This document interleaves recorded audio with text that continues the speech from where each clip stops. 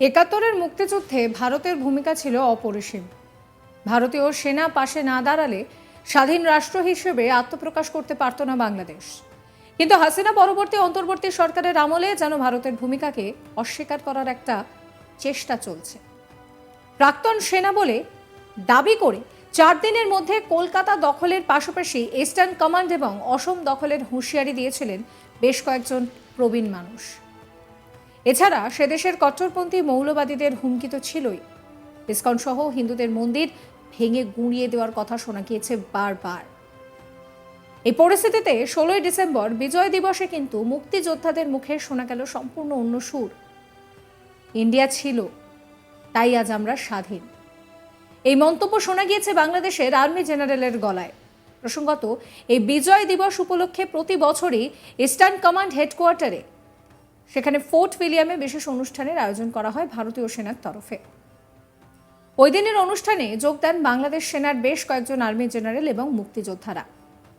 এবার 9 সদস্যের প্রতিনিধি দল এসে পৌঁছেছিলেন বিজয় দিবসের অনুষ্ঠানে। তারা সকলেই জানালেন যে 71-এর মুক্তিযুদ্ধে ইন্ডিয়ার অবদান অনস্বীকার্য। আর যারা বলেছেন যে কলকাতা ইস্টার্ন কমান্ড দখল করে নেবে, বাংলাদেশের আর্জি যে বাংলাদেশের তরফে যে আর্মি জেনারেল এবং মুক্তিযোদ্ধারা বলছেন এই কথা, তারা পাগলের প্রলাপ বকছেন। বাংলাদেশ আর্মির ব্রিগেডিয়ার মোহাম্মদ আমিনুর রহমান তিনি বলছেন যে বাংলাদেশের স্বাধীনতা যুদ্ধে ভারতের অবদান সব সময় আমরা প্রশংসা করি। ভারতীয় সেনাবাহিনীর অবদান সব সময় গ্রহণ করা হয়েছে। দুই দেশের মধ্যে সম্পর্ক ও বন্ধন এইরকমই সদা থাকবে।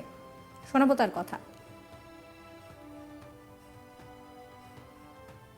Our aim was to celebrate our victory day for both the countries, our historic liberation war against the Pakistani occupation forces, and the Indian Army who helped us a lot during the liberation war.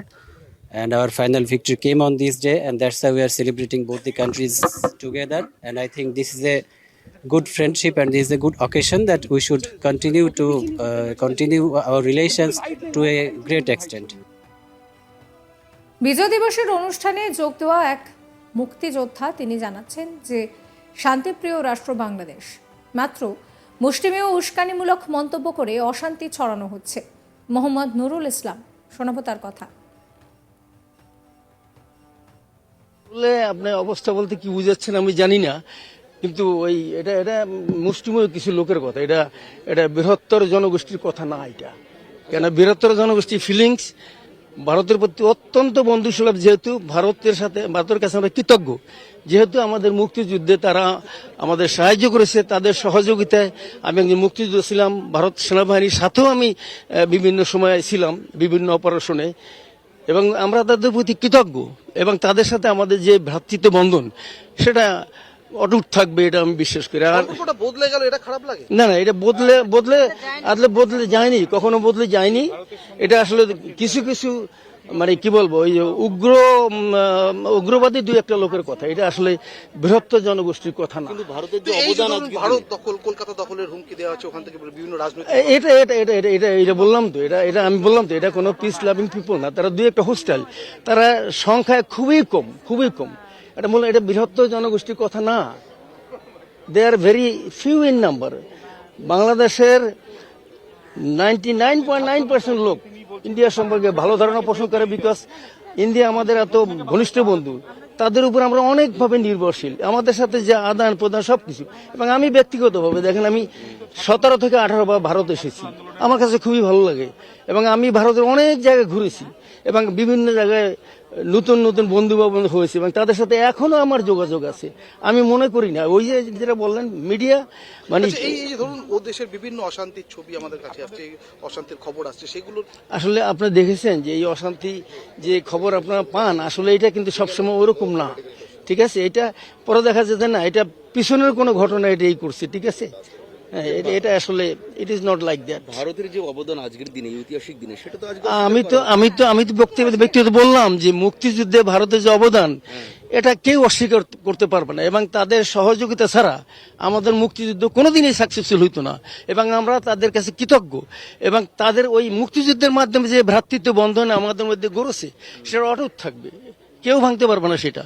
কেন, যারা যারা শান্তি চায়, যারা শান্তিপূর্ণ সহ অবস্থান আছে, তারা অবশ্যই এটাকে মূল্যায়ন করবে এবং আমরা ভবিষ্যতে যতদিন বাঁচি ততদিন মূল্যায়ন করবে। এটা যদি কেউ বলে তারা ভুল বলছে, এটা মুষ্টিমেয় কয়েকজনের কথা।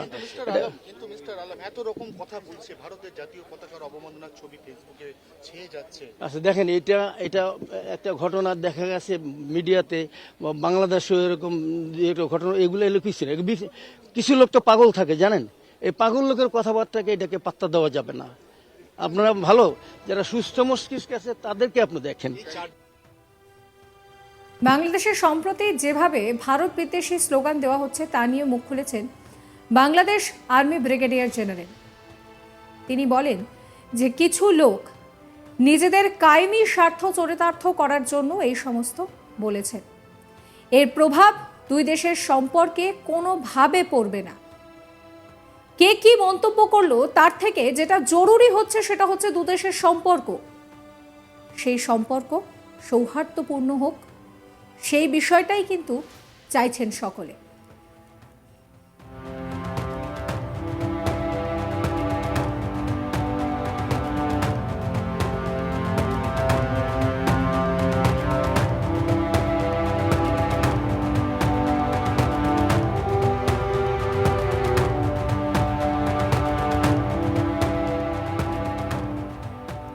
আপনাদেরকে আরো একবার শোনাবো মুক্তিযোদ্ধা মোহাম্মদ নুরুল ইসলাম কি বলছেন। আসলে আপনার অবস্থা বলতে কি বুঝাচ্ছেন আমি জানি না, কিন্তু ওই এটা মুষ্টিমেয় কিছু লোকের কথা। এটা বৃহত্তর জনগোষ্ঠীর কথা না এটা। কেন, বৃহত্তর জনগোষ্ঠীর ফিলিংস ভারতের প্রতি অত্যন্ত বন্ধুসুলভ। যেহেতু ভারতের কাছে আমরা কৃতজ্ঞ, যেহেতু আমাদের মুক্তিযুদ্ধে তারা আমাদের সাহায্য করেছে, তাদের সহযোগিতায় আমি একজন মুক্তিযোদ্ধা ছিলাম। ভারত সেনাবাহিনীর সাথেও আমি বিভিন্ন সময় ছিলাম, বিভিন্ন অপারেশনে, এবং আমরা তাদের প্রতি কৃতজ্ঞ। এবং তাদের সাথে আমাদের যে ভ্রাতৃত্ব বন্ধন সেটা অটুট থাকবে, এটা আমি বিশ্বাস করি। আর সম্পর্কটা বদলে গেল, এটা খারাপ লাগে না, এটা বদলে যায়নি, কখনো বদলে যায়নি। এটা আসলে কিছু কিছু মানে কি বলবো, ওই উগ্রবাদী দুই একটা লোকের কথা। এটা আসলে বৃহত্তর জনগোষ্ঠীর কথা না। ভারতের যে অবদান, ভারত দখল, কলকাতা দখলের হুমকি দেওয়া হচ্ছে ওখান থেকে বিভিন্ন রাজনৈতিক, এটা বললাম তো, আমি বললাম তো, এটা কোনো পিস লাভিং পিপল না। তারা দুই একটা হোস্টাইল, তারা সংখ্যায় খুবই কম। এটা বৃহত্তর জনগোষ্ঠীর কথা না। They are very few in number. বাংলাদেশের 99.9% লোক ইন্ডিয়া সম্পর্কে ভালো ধারণা পোষণ করে, বিকজ ইন্ডিয়া আমাদের এত ঘনিষ্ঠ বন্ধু। তাদের উপর আমরা অনেকভাবে। সাবস্ক্রাইব করবেন আজ তাক বাংলার ইউটিউব চ্যানেলকে, ফলো করবেন হোয়াটসঅ্যাপ চ্যানেলও।